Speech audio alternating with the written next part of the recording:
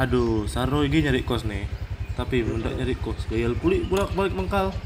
Aduh, cuman kok tanya kawan lu. Siapa taunya tahu di kos kosong kan.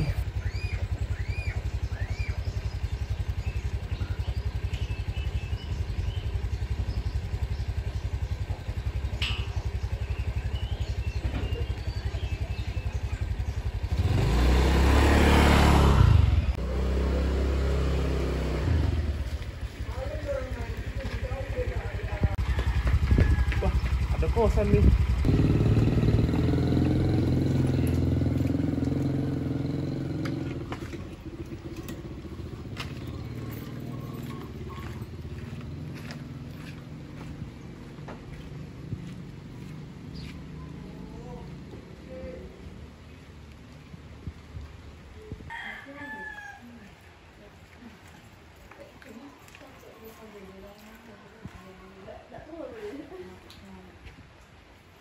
Ah, ada orang. Apa aku nanya be, siapa tahu kos ya. Assalamualaikum. Waalaikumsalam. Permisi Bu. Ya. Nanya yang kos putih yang berderet warna tiga. Tiga kok tuh Bu. Punya siapa Bu? Ah, kebetulan punya aku. Oh, ada kos kosong enggak Bu? Enggak, Dek. Jadi Bu kos selain di sini. Oh, udah tahu Ibu, Dek. Nggak punya Ibu lagi ya di situ. Halo Bu. Makasih Bu. Oh, wah, Dek.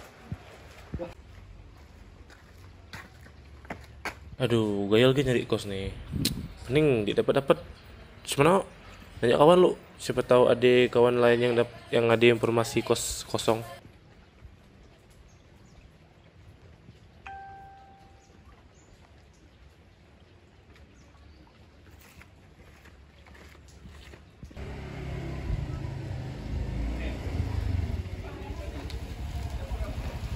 Ah, kos kosong. Berapa yang punya?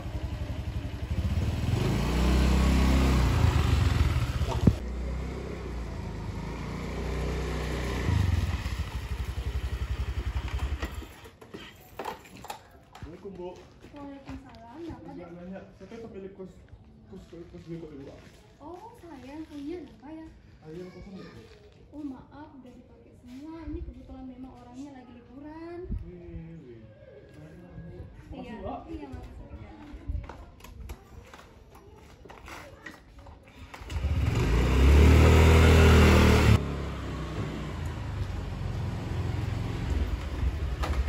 Nah, ini kos.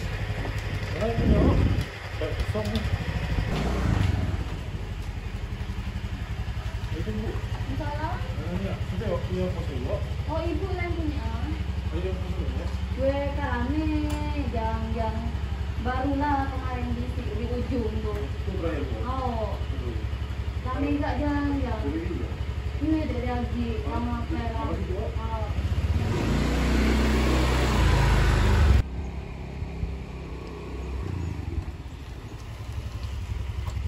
Depan Bu.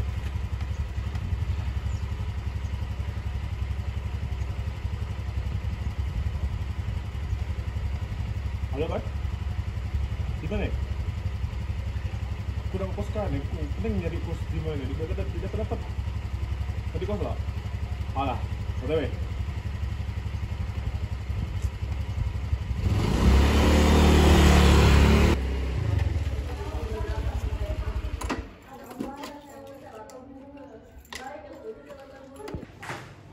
Belum. Salah masuknya. Minum. Aduh, cuman apa no dari kosnya? Mending kepala aku lah. Tidak dapat. No, zaman sekarang nyari kos gampang ya, zaman teknologi. Nggak tinggal buka internet koyo. Tetap lepas deh, baca depan deh. Baca apa dari ya? Cuman no, ada aku tolong ke siapa lagi? Oh, mundur, backup. Bentar. Oh, oke. Apa no? Hah? Nyari kos susah? Gampang aja. Selusin uang. Gampang nyari kos no. Sekarang nih orang zaman teknologi semua no. Tinggal buka internet, tulis BT Shelter. Di situ lengkap loh kan nyari kos yang kayak gimana. Karena nyari kos 2 kamar, 1 kamar, kos bebas, kos apapun, banyak sumpah. Tinggal cari nama kos atau tinggal cari nama lokasi, misalkan kayak nyari lokasi deket Polman nih, tinggal misalkan kan ada kolom pencarian, tulis saya Nangnum misalkan, nanti pencarian, klik tombol cari itu muncul semua ya pokok. Dari kos kecil, dari kos besar, dari kos jauh, dari kos deket muncul semua ya. Sekarang lah gampang, pembayarannya cepet, sumpah cepet parah. Pokoknya dijamin no tipu-tipu, pokoknya gampang lah pokok. Mending sekarang Kak coba lah buka di HP Kak coba, langsung aman pasti aman. Masa gitu websitenya? Coba buka di HP gue nih. T-Shelter.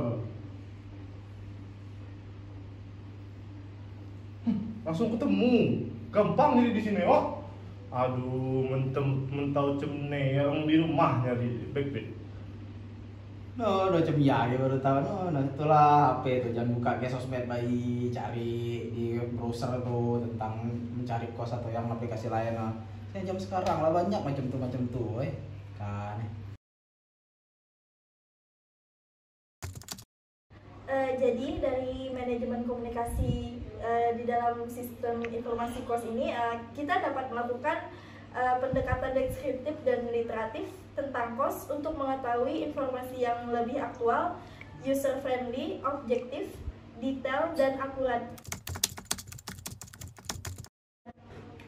Yang kedua, dapat melakukan survei langsung, terjun ke lapangan untuk mempelajari interaksi antara pemilik kos dan pencari kos. Kemudian manajemen resiko yang ada adalah dengan minimnya pengetahuan tentang digital yang dimiliki oleh bisnismen, sehingga tidak paham cara untuk memasarkan bisnis melalui media digital. Kemudian ketidakpercayaan pemilik kos terhadap digital bisnis yang berkembang saat ini. Yang ketiga, tidak mengupload atau menyebarluaskan bisnis mereka melalui aplikasi digital dan tidak memanfaatkan dengan efektif sistem informasi yang tersedia. Membuat aplikasi website yang ditujukan untuk mempromosikan kontrakan serta kos-kosan yang ditujukan untuk membuat interaksi pengguna, yaitu user pencari kos dengan pemilik kos. Jadi saya akan menjelaskan milestone atau waktu pekerjaan yang dibutuhkan dalam pembuatan proyek. Jadi kita bisa bagi atas 4 bagian. Jadi pertama yaitu pembuatan perencanaan proyek yang berlangsung selama 7 hari, dibagi atas 2 bagian, yaitu riset 3 hari serta perencanaan jadwal dan biaya selama 4 hari. Yang kedua, pengamatan dan pengaturan proyek selama 3 hari yang dibagi atas 1 bagian, yaitu siklus hidup proyek 3 hari. Yang ketiga, eksekusi dan implementasi yang diperlukan selama 42 hari, yaitu untuk UI design yang berlangsungkan selama 10 hari, database design 5 hari, coding 18 hari, hosting 2 hari, dan bug tester selama 7 hari. Dan yang terakhir yaitu penutupan proyek yang berlangsungkan selama 9 hari. Jadi dibagi atas 2 bagian, yaitu evaluasi, verifikasi, optimisasi selama 7 hari, serta yang terakhir launching website untuk 2 hari. Oke, baiklah, di sini saya akan menjelaskan terkait SDM atau sumber daya manusia yang kita butuhkan pada pembuatan web tersebut. Yang pertama itu ada Irfan Fadullah. Di sini posisinya sebagai manajer proyek, back-end developer, and software analysis. Untuk job yang dilakukan oleh Irfan Fadullah itu sendiri yaitu struktur program, arsitektur program, pemilihan algoritma, interaksi dengan user, pemilihan bahasa, desain database, back-end programming, pengujian kebenaran program, proses perawatan software agar dapat digunakan secara berskala. Jadi untuk job yang dilakukan Diza itu sendiri yaitu sebagai mentransformasikan desain ke dalam baris-baris program, UI UX design, front-end programming, pengujian kebenaran program, hosting, proses perawatan software agar dapat dilakukan secara berkala. Nah, dan untuk orang yang terlibat di dalam aplikasi tersebut, yaitu ada pertama ada admin. Admin itu sebagai yang mengembangkan website itu sendiri. Kemudian ada owner. Owner itu seperti bapak kos atau ibu kos itu sendiri yang akan menambahkan tampilan dari kos-kos mereka. Dan untuk user yaitu pengguna, yaitu orang yang ingin mencari kos-kosan yang mereka butuhkan. Jadi budget yang dibutuhkan untuk aplikasi tersebut yaitu yang pertama ada domain dan hosting, yaitu diperlukan 2 juta. Untuk analisis, coding, dan desainnya itu diperlukan 5 juta. Dan untuk dokumentasi untuk website tersebut itu 1 juta. Dan terakhir maintenance yaitu 3 juta. Jadi pembagian seperti apa sih yang diharapkan, pembagian apa saja sih yang ada di dalam proyek ini gitu. Jadi pembagian yang ada dalam proyek ini itu ada 3 pembagian, yaitu pertama di front end, dan kedua ada di back end, dan terakhir itu ada di full stack. Nah untuk front end sendiri gitu, itu dipegang oleh Diza, Ramatian Diza. Nah untuk front end sendiri gitu ada spesifikasi dan output yang diharapkan gitu. Spesifikasi seperti apa sih yang diharapkan? Jadi spesifikasi yang diharapkan itu dari front end sendiri, dia bisa dari tampilan itu, front end ini kan terkait dengan tampilan awalnya gitu yang berhubungan langsung atau berinteraksi langsung dengan user gitu. Jadi yang spesifikasi yang bakal diharapkan nanti untuk yaitu dari fitur user friendly-nya, mengadopsi konsep user friendly dari tampilan itu sendiri agar mempermudah usernya dalam mengakses beberapa halaman gitu atau hal yang pengen dia cari lah di tampilan itu.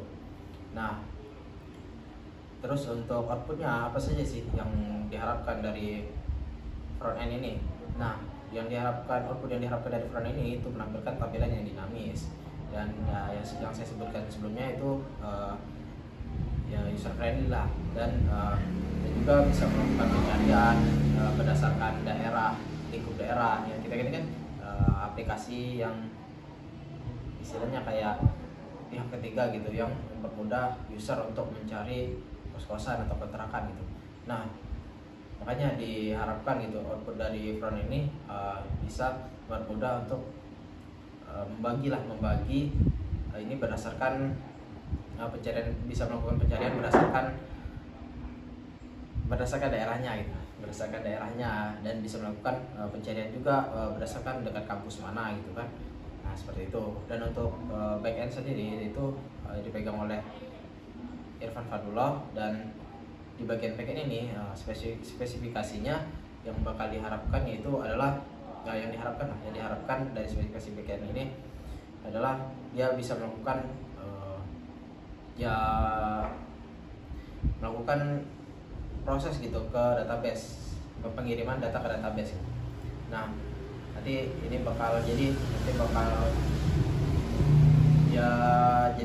data dari frontend gitu dimasukkan ke dalam programnya, dan programnya akan mengirimkan ke dalam database-nya.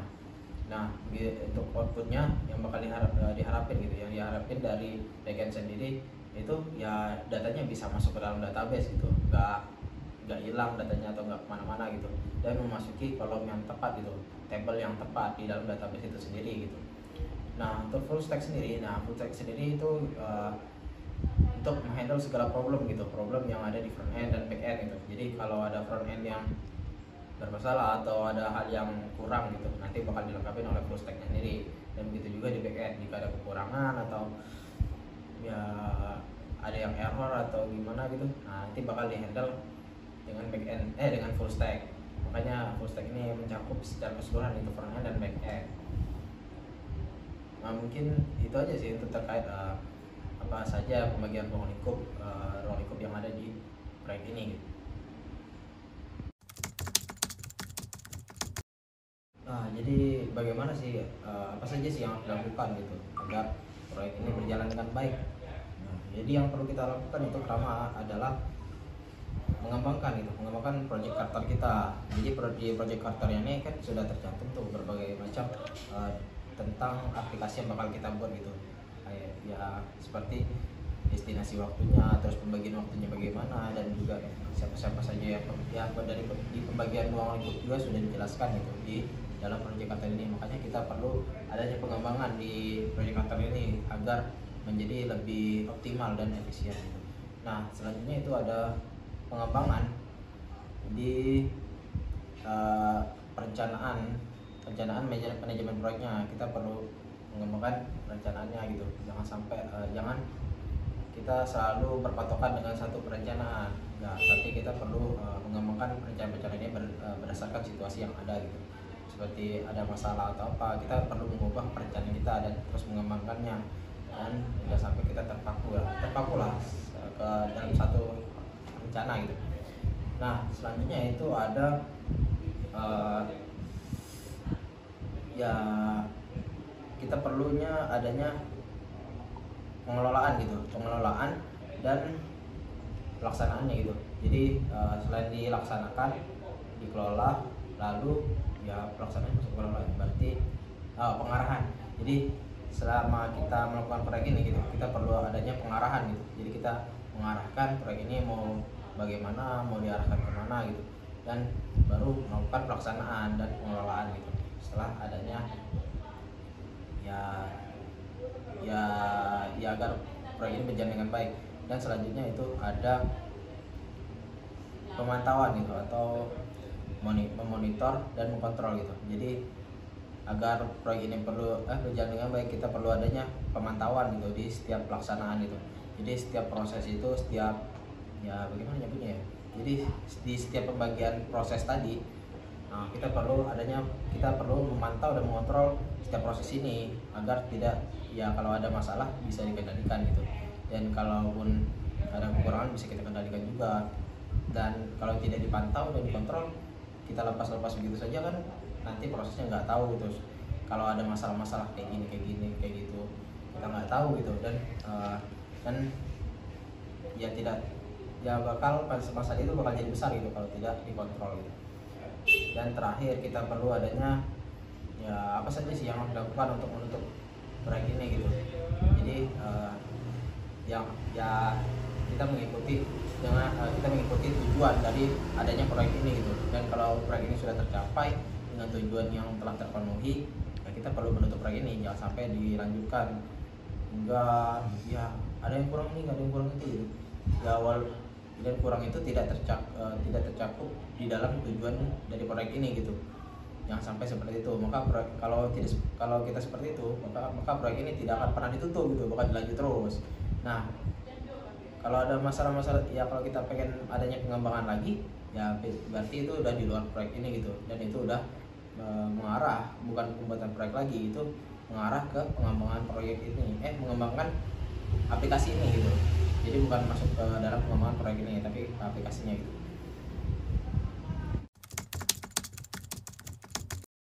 Nah, untuk di aplikasi ini itu sebenarnya terbagi dari beberapa proses gitu kan. Proses pertama itu adalah proses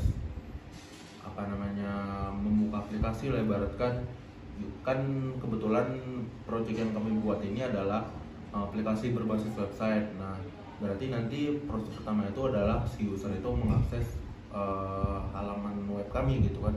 Nah, terus spesifikasi yang kedua itu adalah spesifikasi register.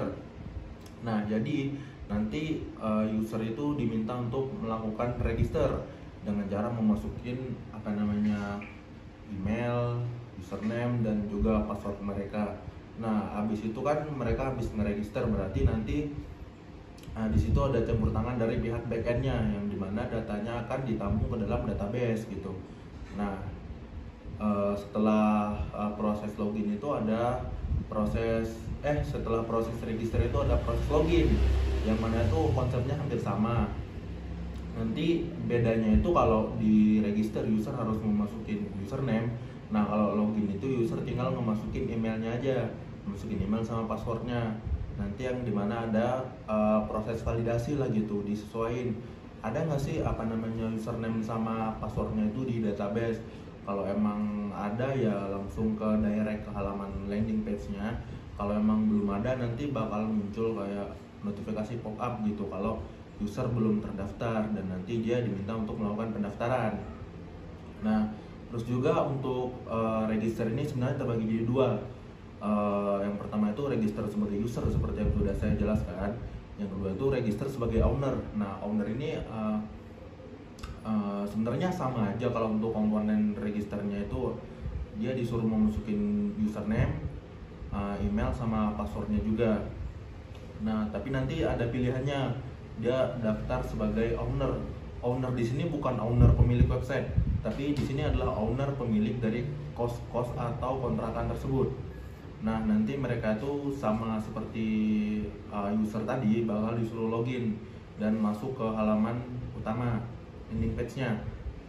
Nah, terus berbeda dari yang user tadi, kalau owner ini tersendiri, kan nanti ownernya itu akan ngeposting atau memasarkan kos-kosan mereka di website atau website kami kan.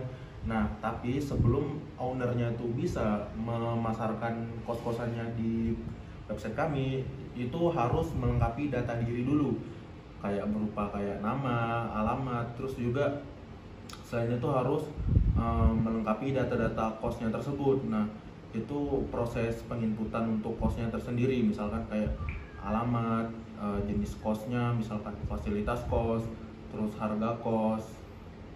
Nah, balik lagi ke proses untuk usernya. Nah, usernya itu tersendiri sebenarnya pas sudah login itu udah bisa melakukan pengecekan, dalam artian mereka udah bisa melihat kos-kosannya itu. Nah, terus juga ada yang namanya wishlist gitu, atau kayak harapan lah gitu. Nanti misalkan mereka lagi ngecek kos nih dan melihat, oh ini kos si A ini bagus banget nih, kayak pengen deh nanti ngekos di situ. Nah, itu ada fitur wishlist yang dimana nanti tinggal ditambahin aja ke wishlistnya. Itu memudahkan user itu agar nanti pas mereka mau mencari kosnya itu lebih gampang gitu, tinggal buka tab wishlistnya aja, nggak perlu dicari lagi kos yang tadi gitu. Nah, terus juga untuk user sendiri juga ada nanti proses untuk melengkapi data diri mereka, karena itu sudah kewajiban gitu. Jika emang mereka mau melakukan order terhadap kos ataupun kontrakan, mereka harus melengkapi data diri mereka seperti nama, alamat, terus umur, usia, jenis kelamin, tempat kerja, dan lain-lain. Intinya yang berhubungan dengan data diri mereka gitu. Nah, dan juga di website kami ini untuk metode transaksinya itu, metode transaksinya itu masih menggunakan transfer gitu, yang mana prosesnya adalah nanti user memilih kos. Jika emang user merasa cocok dengan kos tersebut, nanti user itu akan melakukan pembelian atau transaksi, yang mana sistemnya adalah nanti di setiap kos itu akan tertera nomor rekening dari ownernya itu. Nah, jadi prosesnya adalah user itu melakukan transfer ke nomor rekening yang tadi. Nah, terus bukti transfernya itu di screenshot atau di foto, itu boleh bebas. Nah, yang nantinya itu akan dikirimkan kepada owner tersebut sebagai buktinya kalau emang mereka itu udah melakukan transaksi lah gitu. Ibaratkan biar ada kepercayaan antara satu sama lain gitu. Nah, yang mana sebenarnya nanti itu akan dilakukan pengembangan untuk metode pembayarannya. Nah, yang mana nanti benar-benar kami ini benar-benar menjadi pihak ketiga gitu. Ibaratkan metode pembayarannya itu mirip sama toko oren lah gitu. Jadi uang yang ditransferkan oleh user akan ditampung oleh pihak kami atau pihak admin. Nah, jika memang nanti user merasa puas dengan kos-kosannya atau kontrakannya, baru uang tersebut akan diteruskan kepada pihak ownernya.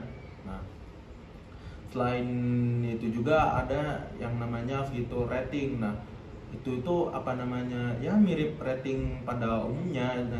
Misalkan user tersebut merasa puas dengan pelayanan dari yang punya kosnya gitu. Nah, dia bisa ngasih rating gitu. Nantinya rating itu bakal ditampilin di halaman utama buat jadi patokan user-user lain gitu. Misalkan mereka ngeliat, oh ternyata rating ini bagus nih, kos itu ratingnya jelek gitu kan. Nah, itu bisa jadi tolak ukur juga buat mereka memilih kosnya gitu. Nah, selain itu juga ada fitur pencarian. fitur pencarian ini bisa dibilang lumrah lah ya dalam dalam website gitu, apalagi kayak website yang kami buat ini gitu. Jadi itu tuh memudahkan user untuk mencari, yang mana caranya tuh sebenarnya cukup gampang sekali bisa dibilang. Nanti misalkan ada user yang ingin kuliah di Pengalaman Bubble misalkan. Nah, target kami ini sebenarnya adalah mahasiswa yang emang dia tuh datang dari luar Bubble gitu. Jadi memudahkan dia sendiri untuk mencari kosnya gitu. Nah, nanti caranya tinggal klik kolom pencarian, terus tinggal dicari aja. Itu tuh bisa mencari berdasarkan nama kos, lokasi kos gitu. Nah, terus juga ada fitur. Fitur filter ini bisa hampir mirip dengan pencarian, tapi fitur filter ini lebih menampilkan detailnya. Misalkan kayak kita tuh mau nyari kos di daerah mana, terus bisa mencari, bahkan bisa cari filter lah. Misalkan kita mau cari kos yang harga per bulannya 500 gitu. Nah, terus juga kita bisa nyari filter.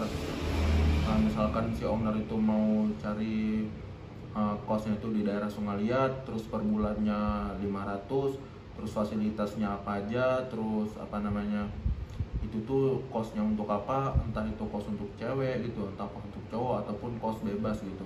Nah, itu tuh bisa dilakukan dengan adanya fitur filter gitu, yang mana itu sangat-sangat memudahkan sekali. Kan kalau nggak ada filter itu akan sangat-sangat mungkin menyusahkan lah bagi user gitu. Misalkan kayak mau nyari kos yang harga 500-an aja itu harus scroll jauh ke bawah dulu gitu.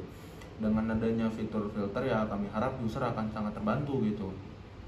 Nah, terus untuk ownernya tersendiri nanti dia akan dia akan masuk ke halaman dashboard dari owner itu sendiri lah.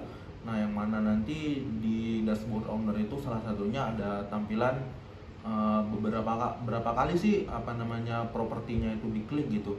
Nah, itu bisa jadi tolak ukur juga bagi ownernya gitu. Misalkan emang propertinya kurang banyak diklik, ya mungkin owner bisa melakukan terobosan baru, misal kayak menggunakan foto yang lebih menarik agar user itu lebih cenderung untuk mengklik properti mereka gitu.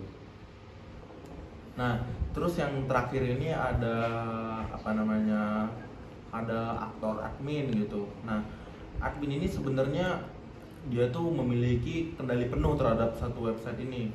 Dalam artian adalah jadi si admin ini bisa memantau lalu lintas lah gitu yang terjadi di website kami. Kayak kan dia bisa memantau siapa aja sih yang baru login hari ini, siapa aja yang baru register hari ini, dan juga dia bisa memantau transaksi apa aja yang terjadi hari ini gitu. Terus bisa memantau properti punya siapa gitu yang paling banyak diklik, bisa memantau data-data kos gitu, bisa memantau data diri gitu. Nah, yang dalam dalam artian memantau data diri ini bukan untuk disalahgunakan ya. Kan gini, di zaman sekarang ini kan orang banyak kayak entah penipuan, entah menghalalkan segala cara gitu untuk mendapatkan uang. Nah, jadi admin ini lebih ke memantau gitu. Misalkan emang data diri atau data kos itu mencurigakan, nah itu si admin bisa melakukan take down gitu, atau enggak memberi peringatan kepada user ataupun owner tersebut untuk memperbaiki data yang telah mereka input gitu. Nah, jika memang mereka tidak mempan dengan diberi peringatan tersebut, ya tadi dikarenakan admin punya hak atau kendali penuh terhadap website ini, jadi admin itu bisa melakukan take down gitu kepada user ataupun owner tersebut. Nah, hal itu juga untuk lebih ke itu juga sih, untuk menambah keamanan dari website kami itu kan. Ibaratnya kami itu visi misinya adalah membuat website yang yang user friendly, mudah digunakan, aman dan terpercaya gitu. Nah, dengan adanya admin yang bisa bisa mendapatkan kendali penuh seperti yang sudah saya jelaskan tadi, itu saya rasa itu udah menjawab dari visi misi kami lah gitu, bahkan untuk menciptakan website yang aman dan terpercaya gitu. Dan juga saya rasa cukup sih penjelasan dari proses-prosesnya itu, gimana cara aplikasinya bekerja juga tadi kan udah saya jelasin, kayak dari proses awal user atau ownernya login, terus gimana cara mereka masukin data dirinya, masukin data cost, dan juga apa fungsi-fungsi dari aktor-aktor tersebut gitu. Saya rasa udah cukup penjelasan dari saya sih. Sekian dan terima kasih.